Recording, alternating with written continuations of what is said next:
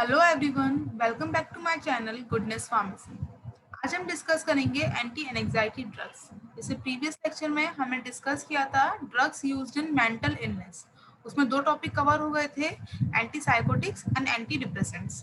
उसी का third part है एंटी एंजाइटी ड्रग्स।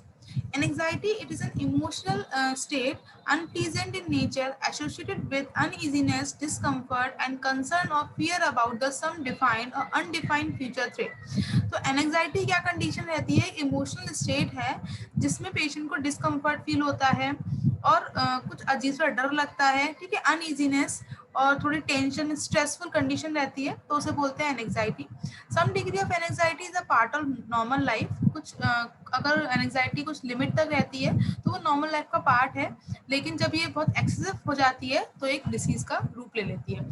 तो उसी के लिए ड्रग्स यूज करते हैं, उन्हें बोलते हैं एंटी एनजाइटी ड्रग्स, जिसका मेन एम जो रहता है कंट्रोल करना of the symptoms of anxiety, produced a restful state of mind. ये माइंड को रेस्टफुल देते हैं, ठीक है, स्ट्रेस से रिलीफ देते हैं without interfering the normal mental and physical function. Mental and physical function में इंटरफेयर करे बिना ये माइंड को रेस्टफुल स्टेट में पहुंचाते हैं, ठीक है। इसके लिए क्लासिफिकेशन आता है, 4 कैटेगरी में से डिवाइड किया गया है। First is benzodiazepine, diazepam, chlordiazepoxide, lorazepam, alprazolam.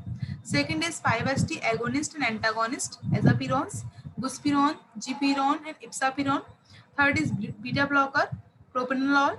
Fourth is others, मेप्रोवामेट, हाइड्रोक्सीजीन।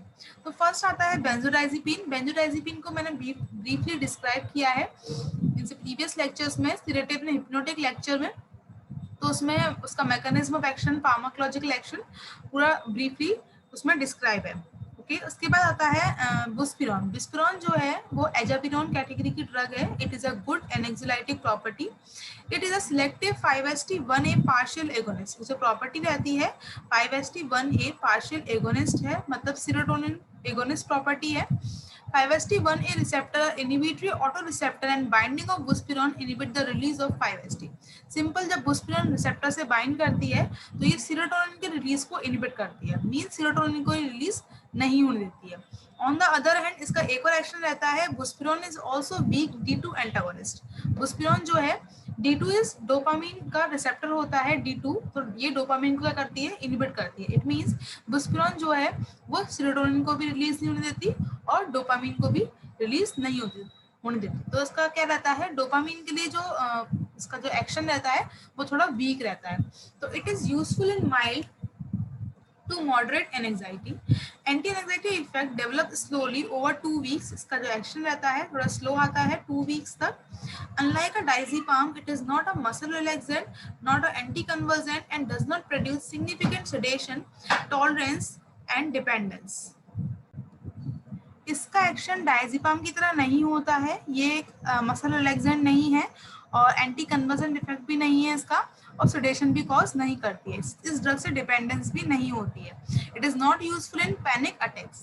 बुस्पिरॉन is rapidly absorb and metabolize in liver. इसका एब्जॉर्प्शन अच्छी तरह से होता है, जल्दी होता है और लिवर में ड्रग मेटाबोलाइज हो जाती है। नेक्स्ट आता है side effect are mild, including headache, dizziness, nausea, and rarely restlessness. Uses क्या रहते हैं? Buspirone is a uses in mild to moderate anxiety. इसे anxiety में यूज कर रहे हैं, ठीक है। Beneficial when sedation is to be avoided. जब हमें किसी भी ड्रग से sedation को अवॉइड करना होता है तो उस केस में बुस्पिरॉन ली जाती है, क्योंकि बुस्पिरॉन से sedation नहीं होता है। उसके बाद नेक्स्ट कैटेगरी आती है beta blockers.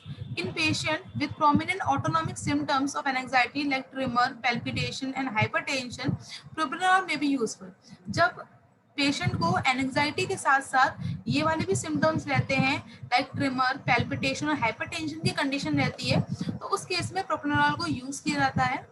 Beta blocker are also used for anxiety inducing state like a public speaking and stage performance. उस केस में जब एंजाइटी आती है कि मैं पब्लिक के सामने बोलना है और या कोई स्टेज परफॉर्मेंस रहती है, तो तब जो एंजाइटी होती है तो उस केस में बीटा ब्लॉकर्स जो रहती है वो यूजफुल होती हैं। They can be use as adjuvants to benzodiazepine. Beta blockers को एज एडजुवेंट भी यूज करते हैं, मतलब as a helpful drug of benzodiazepine, मतलब बेंजोडाइजिपिन के साथ भी इन ड्रग्स को दिया जाता है। Okay, so it is all about the anti anxiety drugs. छोटा सा टॉपिक था ये।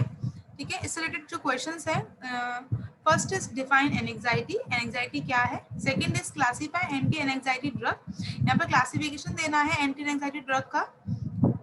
And third is write a short note on benzodiazepine. Benzodiazepine का जो शॉर्ट नोट है, बेंजोडाइजेपिन का बिल्कुल ब्रीफली डिस्क्रिप्शन दे रखा है इसे प्रीवियस लेक्चर्स में जो मेरे स्क्रीन पे शेयर हो रहा है सेडेटिव्स एंड हिप्नोटिक्स में, तो आप वहां जाकर इसको पढ़ सकते हैं।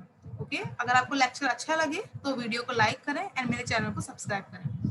मिलते हैं नेक्स्ट लेक्चर में, तब तक के लिए bye bye and take care.